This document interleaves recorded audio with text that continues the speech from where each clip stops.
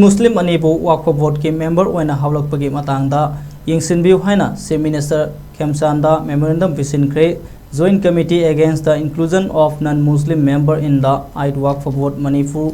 JCAI NMM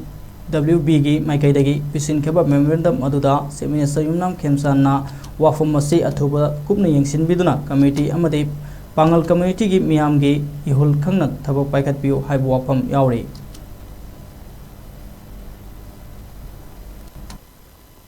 Wakfa Board ki Nipan Suba board member khanbada non-Muslim ani hapchalaiba si lautho haibaneba koi gi pandamsi hai isleida koi gi kana gumba kharana ming paningde kana gumba myoi kharana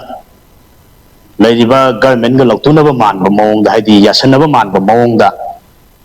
koi gi ngarang si social media sing da ujaba phangi video photo khara hariba joint committee na Wakfa Board member da Nipan Suba board member khanbada non-Muslim ani hapchalaiba se yaning de Wakfa Board haiba se Islam learning chatpa pangan khaktagi department le laigadabani mamang haktaktasu ngasi degi sahi kaya gi mamang degi thani paipu haktaktagi matam dugi leramba political party singi government aduna hairiba Wakfa Board ki board member asida non-Muslim am phapam de housing leriba agogi Bharat paliba aduga Manipur da paliba BJP lengak asigi matam daneba handaki Nipan Suba board member da non-Muslim hapchalais hari si yaning de haibase khogi lamdamas da leiriba Islam learning chatpa maite pangan singi yamna sentiment oi bai issue leba sigi marak side de khogi issue sibu tongan ba lambi ma da puba yana ba aduga issue sibu karigumba potla madana thaikiba yaba manbagi mawongda ngarang dagi haidi ngarang numidang waram dagi ngasi si yam kana koi social media singda tongan ba singda thadorei base masi tobiganu ai koi joint committee na sangsal iba khongjang se makha ta na koi leptana ai koi gi pami ba pandam pami ba demand haibadi Wakfa Board Nipan Suba board member da non-Muslim hapchalai base government na sarkar na mari leinaba department na mari leinaba singa Lakthok Tripova, I could Konjang Makata, Dumsan Kiganeva.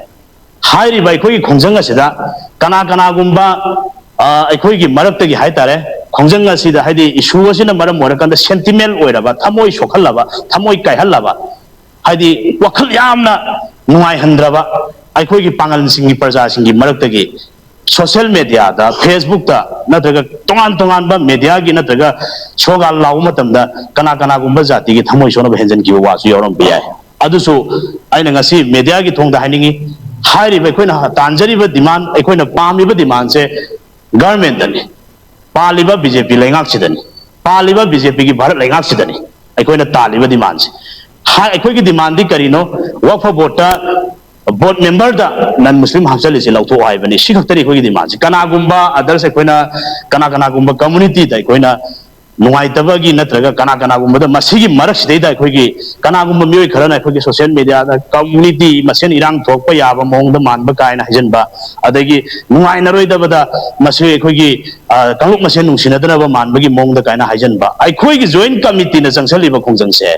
only Nipan Suba board member da non-Muslim happy si lautho pi khakta ba koina harise sidaida kana gumba jati singda adu tobiyo ada tobiyo haibana tebe koi gi pandam si sida kari gino koi kangluk masen thina ga dori si sidaida koi gi government na thadok pamanba agent kharana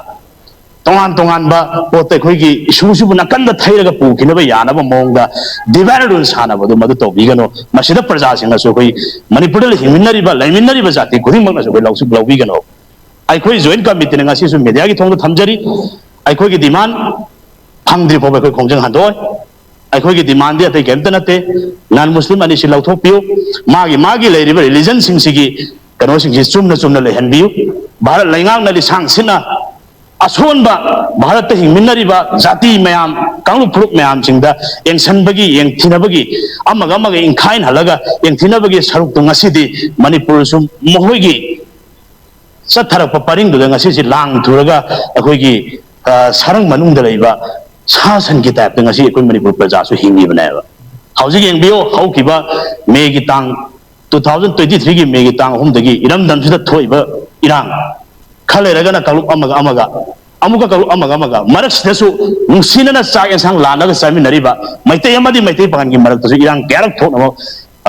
makoi gi agency thado kerak sin greba lamdam sigi leibinariba praja sing na mioi sing na gyan taman badagi gyan taminaraga leibi civil society organization gi mayam sing sira gyan taminaga lengak nasu bahab taminaraga ngasi di irang thokna laeba adu ngasi di male in india na ngasi di thatre islam learning chatpa minority pangan sing da tumina laisan gre makoi si nrc gi isuda yaning da bi kholau laure mapangan gan khat kidore natraga atop isu sing da moi si papang khadre makoi gi su tongan ba pol amada ilhal lagi irang jawon da ba yadre haibda karawai da thin gada gi haibda ai khoi gi lining da ai khoi gi dharma da ne ba thin jale isu chi adu itaraga di makoi si sida divert tau thoni ai da makta BJP lengang na Bharat lengang na tha thapa poto ekoi gi praja sing gyan taminasi aduga ekoi gi praja sing na ekoi wakal khan taminasi joint committee na sangsala pa khongjang sing na praja sing na sojo pinabiu loina na ekoi na pamiba demand sing phangdri phobai ekoi leptana